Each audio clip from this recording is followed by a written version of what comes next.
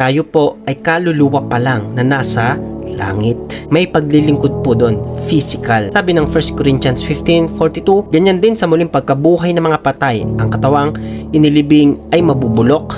Ngunit kapag ito'y muling binuhay, hindi na ito mabubulok. Gagamit tayo ng katawan sa langit, pero hindi na yung earthly body, kundi heavenly body na po. Kailangan lang ipakita ng Panginoon yon sa mga specific reason, dahil hindi tayo kaluluwa o espiritu maglilingkod sa Kanya. Anghel lang po ang spirit being. Tayong mga nilalang ng Panginoon na tao, tayo po ay maglilingkod na merong soul, na merong body pagdating pa rin sa langit. 2 Peter 3:13-14, ngunit ayon sa pangako niya, may maaasahan din tayong bagong langit at lupa na paghaharian ng katarungan. Kaya nga mga minamahal, habang inaasahan nyo ang bagay na ito, pagsikapan nyong mamuhay ng mapayapa, malinis at walang kapintasan sa paningin niya.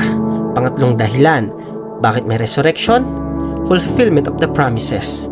Mga katuparan sa mga propesiyang sinasabi ng Biblia.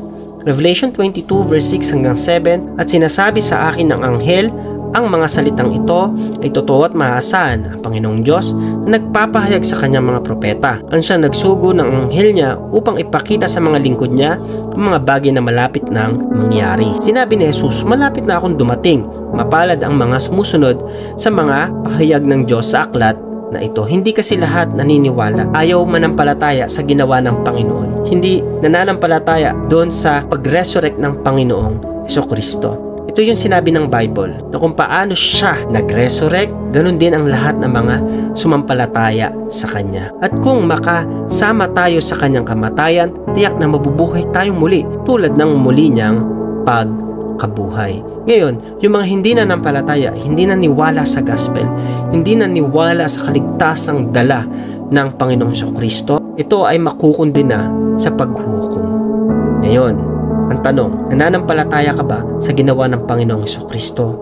Kasi kung nananampalataya ka, kasama ka na magre-resurrect yung earthly body into glorified body. Ito yung mga misteryong hindi pa nagaganap.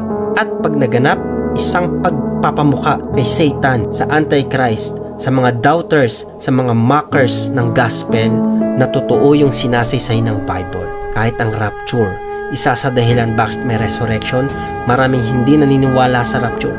Pero kahit hindi ka dumaan sa pagkamatay, pwedeng kahit buhay ay mag-resurrect na.